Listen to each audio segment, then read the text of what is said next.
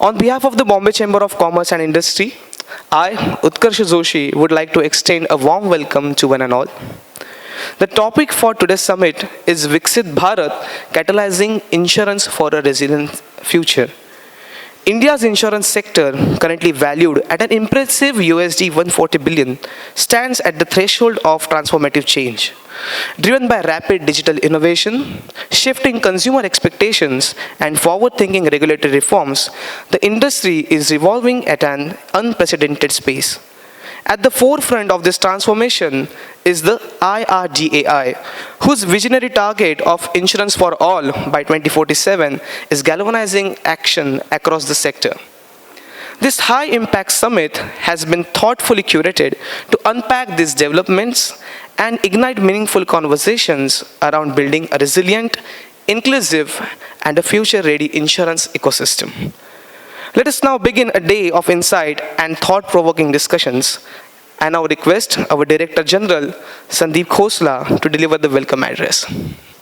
Good afternoon and a very warm welcome to all of you.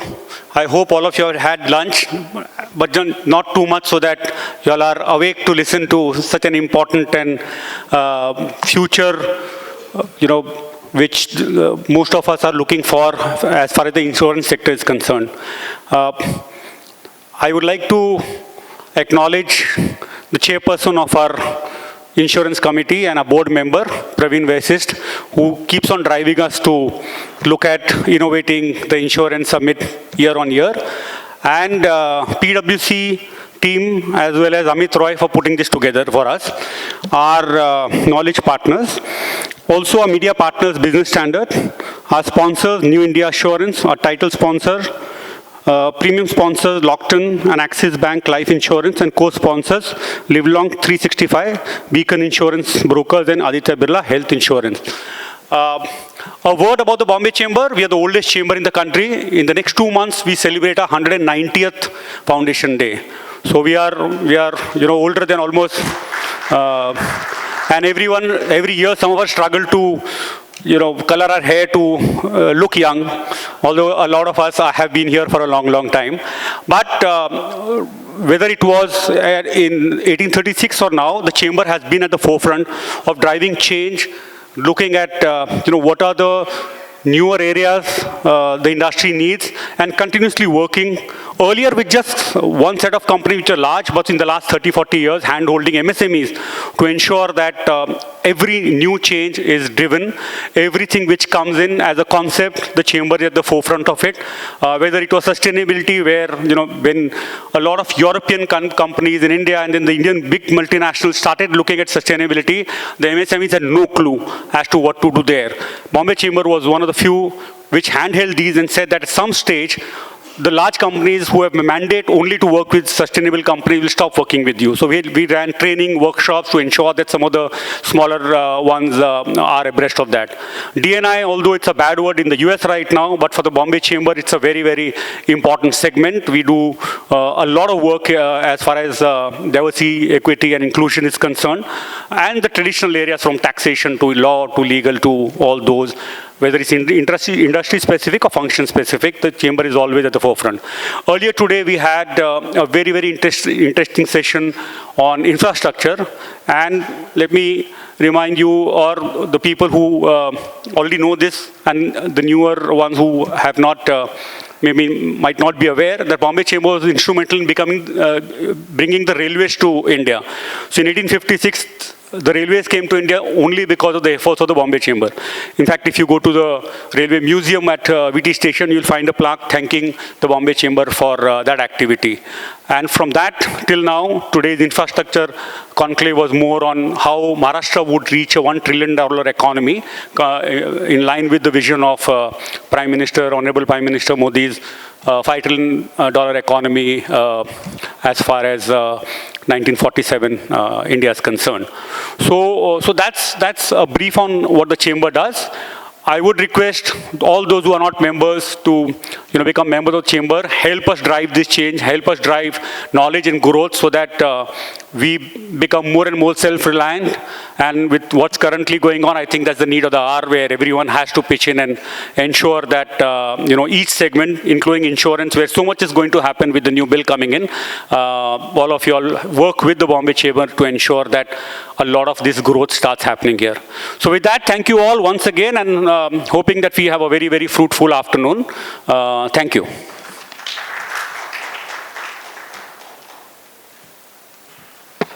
Thank you so much, sir. I would like to welcome Mr. Praveen Vashishta, member BFSI committee and former co-founder Howden Insurance Brokers India and chairman Howden Asia, to please set the theme for today's event. Thank you, Utkarsh. And Sandeep, with or without coloring your hair, you'll always look young. So, I feel privileged to be here. I've been associated with the chambers for almost 20 years, and every year has been as or more eventful than the previous one. So, esteemed dignitaries, friends, and I see a lot of friends, including some of who were in the same class as me in Delhi University in college. It was a pleasure to see some of them and acknowledge them. Distinguished guests, ladies and gentlemen. Namaskar and a very good afternoon to all of you. It gives me immense pleasure to extend a warm welcome to you, in addition to Sandeep doing that, at this insurance summit organized by Bombay Chambers. So, as also mentioned by Utkarsh, with a premium volume of nearly 140 billion US dollars and a 13% compounded average growth rate in the last decade, India is one of the fastest growing insurance markets in the world. We definitely outpace everyone else in Asia. We're ranked 10th in the world, while the non-life insurance market ranks 14th in the world and accounts for a premium volume of nearly 36 billion US dollars. And hopefully we will not be saying, dare I say, dollars the next time I speak, because we might just continue to use the rupee more and more. The life insurance market is ranked 9th and accounts for a total premium volume of close to $104 billion. The premium volume actually belies the huger scale of operations, which is better captured by the nearly 37 crores of policies issued annually. So just imagine the scale. It's huge. Again, as also mentioned by Utkarsh, IRDA has gone on record to say that India will be the 6th largest insurance market by 2032, and has therefore taken up the mission of insurance for all by 2047. Understandably, a theme very well aligned with the aspirational goal of Viksit Bharat outlined by our Honorable Prime Minister Modi ji in anticipation of the centenary of our independence. For us at Bombay Chambers, Viksit Bharat is an ideal that we closely associate with.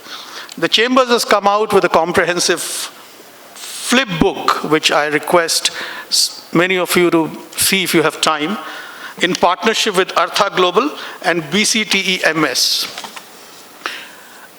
So, moving on, India's target of becoming a USD 30 trillion economy by 2047, with a per capita income of somewhere between 18,000 to 20,000 US dollars, is a bold and transformative initiative, or a very bold and transformative aspiration.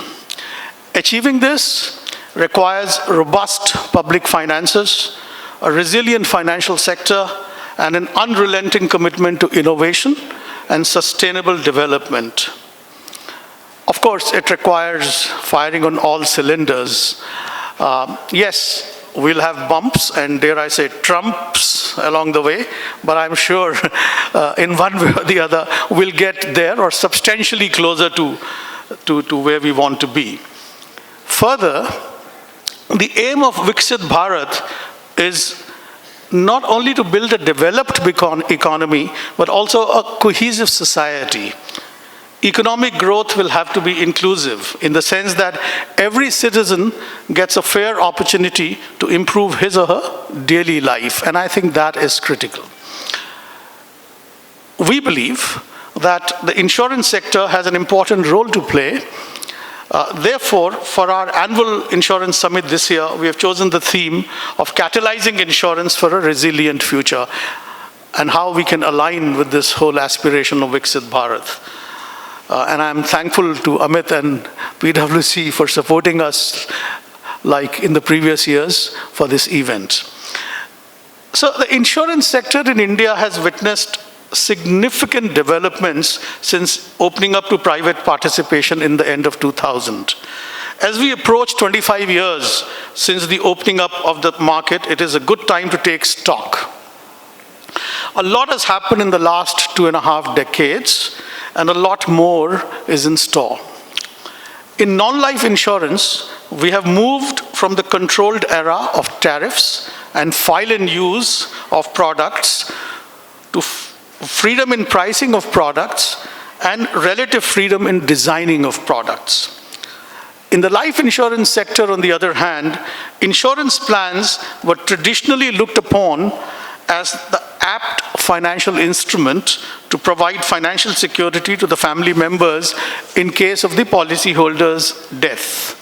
Indeed, life insurance plans are still known for the same benefits. However, life insurance has evolved to provide various monetary benefits, including savings, market-linked returns, retirement solutions, etc. Over the years, IRDA has created regulatory interventions designed to simplify customer journeys and introduce digital innovations. The emergence of private players, and I come from a public sector background. I worked with GIC, I'm a GIC management training of the 83 class and worked with Oriental for 14 years. So I have no intentions of belittling the public sector here. It's played a human role.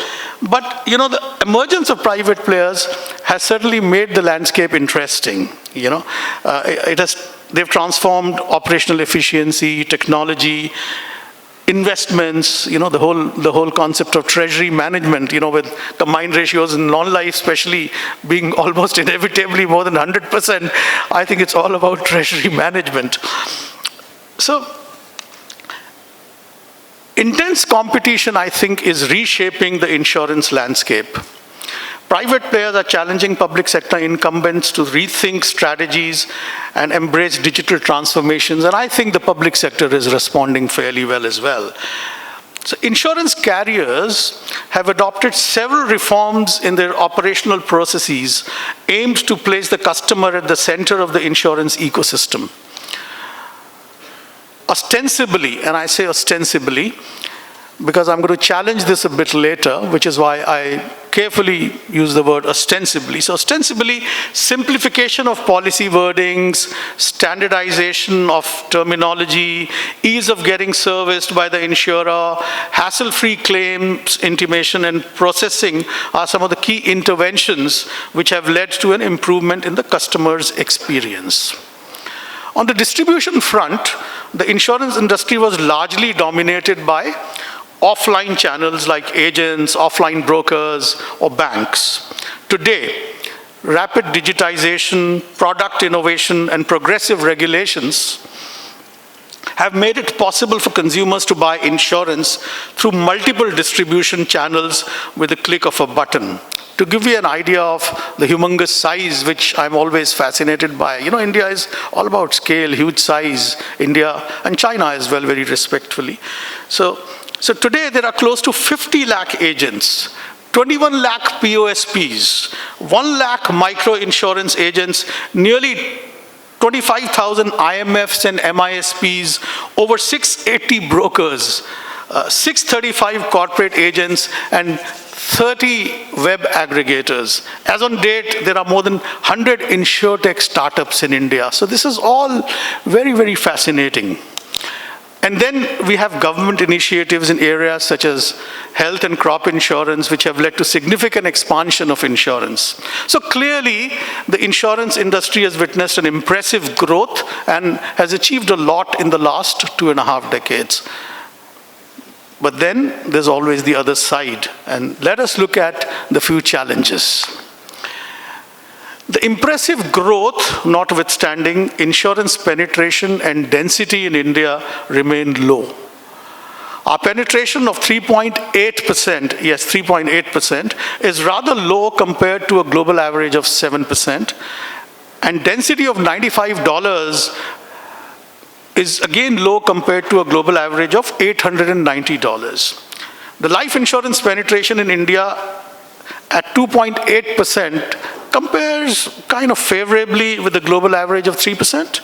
The penetration of 1%, on the other hand, in the non-life segment is rather low compared to the global average of 4.2%. It is disturbing, and I say this very respectfully, it is disturbing to know that the industry's penetration rate is actually slipping. It slipped from 4.2% in 2022 to 4% in 2023 and to 3.8% in 2024, indicating that our progress has not perhaps been on par with the country's economic growth. And I say this very respectfully, and I'm happy if I'm challenged on this and we have a fruitful discussion on this. So, quite clearly, there's a huge opportunity for us here to catch up. It's a challenge as well. So while we have ostensibly made a lot of progress, does the low penetration highlight critical gaps in product innovation, distribution efficiency, renewal management, etc.? So in my view, there are several challenges here, such as the issue of operational inefficiencies. There's scope to improve. Profitability, I mentioned, the combined ratios, which has been quite a challenge. Gaps in coverage, and I'm going to speak a little bit more about this. Limited innovation. There has been innovation, but I would prefer to use the word limited innovation. And our ability to deal with the rapidly evolving risks, the post-pandemic risks, the cyber risks, so on and so forth. So these are all headwinds, while we have a huge amount of tailwinds with the economic story of India, but these are headwinds that presumably affect the industry's performance. Now, as I said, I'm going to speak a little bit about the protection gap. So a big challenge worth emphasizing is the protection gap. Now by this, I mean the gap between the economic losses and the insured losses. India is increasingly exposed to many natural catastrophes. We have just seen Dharali, we're all aware of so many catastrophic events that are happening. I like to spend a lot of my life in mountains, and I was in Dharali and Harsil and Makhoba just last year, and in my phone I have a lot of lovely pictures before the devastation, and it's really heartbreaking. So earthquakes, floods, tropical cyclones, wildfires, they're all on the increase, both in terms of frequency and severity. However, insurance protection against natural catastrophic risks in India remains very low. Nearly 93% of the exposures are uninsured. So what I'm really saying is the gap between economic losses and insured losses has increased to 93%. It's increasing, not decreasing. So again, economic losses due to natural disasters have been on an upward trend, like I said, for many years. Driven mainly by economic growth and rapid urbanization, not just across the world, but in India as well. So one challenge is bridging the large protection gap is limited awareness and the perception of the risks. In this context, the general insurance industry also faces challenges in underwriting, with a need for more granular data on existing natural catastrophic exposures and establishing more robust modeling capabilities. On the life insurance side, and Sari Sahib, this is more from your perspective as well, the protection gap in India continues to widen, which poses both a challenge and opportunity for the industry. Only 18% of the eligible population subscribes to pure retail term offerings, and the protection penetration basis sum assured is at 12% approximately. This protection gap is expected to grow further at 4% per annum. As per Swiss Re Institute estimates, the mortality protection gap in India stands roughly at about $40.4 billion in premium equivalent terms, which is a very significant number. Now, further on the life insurance side, there are still some issues that need to be addressed. For example, there's a need to raise individual life insurance as well as credit life insurance awareness amongst people, particularly in rural parts of the country. So according to a recent McKinsey analysis, the government could, and this is this is a fairly recent report, so the government could potentially save about $10 billion annually by expanding insurance penetration to encompass underserved populations and events, and it could then obviously redirect these funds to stimulate economic growth. So as I see it, the Indian insurance industry today stands at a crossroads. We've talked of the opportunities, the positives, the challenges, and it, I think, stands at a cusp, really, at a crossroads, as it were. Prioritizing and encouraging innovation is critical for longer-term growth, while current strengths such as rising premiums, robust competition, capital influx may fuel growth in the near future. For the long haul, it will be important to overcome the dearth of innovation in both products and distribution. At the same time, insurers will need to develop robust capabilities to address emerging risks through rapid innovation, while ensuring efficiency and productivity through more simplification, standardization, and digitization. I believe that the imminent amendments, and Sandeep mentioned the amendments, they're not happening this monsoon because it's not listed, but the imminent amendments to the Insurance Act under consideration by the government, if legislated, will open a new era of opportunities. The proposed amendments include, amongst others, 100% FDI, the provision to issue composite licenses, and a favorite of mine, introduction of managing general agencies, for something for which I batted a lot. But what would it take for the insurance industry in India to make strides towards a robust future and achieve its full potential? How can the insurance industry act as a catalyst in building a resilient future and play its role in building a Viksit Bharat? Is our ecosystem ready to efficiently manage the growth and complexities that come along with it? Will the proposed reforms in the insurance sector shift the dial? How will the industry manage emerging risks? How will the various distribution models shape up? What will be the role of technology in managing risks as well as handle effective and efficient distribution? Will robotic processes, automation, and AI occupy center stage in insurance? These are all questions, interesting ones. And eventually, how will the economy and consumer benefit, and how will the industry protect the interest of consumers? In short, how will we manage this journey of ensuring Bharat? This summit is our humble attempt to take a serious look at these themes and more, and concerns. We are delighted and privileged to have industry veterans, regulators, senior leaders, insurtech players, and chief risk officers in our midst today, with a number of erudite practitioners amongst us to share their thoughts with us. I'm sure we'll have a stimulating discussion. I really want to thank you for your attention. Before I kind of yield the floor, I have an announcement to make. As you might have seen from the agenda, Deepak Sood was to address us, and he actually requested me to apologize. He's a family friend for over 40 years, and he sadly lost his mother day before yesterday, and I was in Hyderabad with him for her last rites, and quite obviously and understandably he can't make it, but he sends his apologies and wishes us the very best. So my apologies on his behalf. Thank you very much.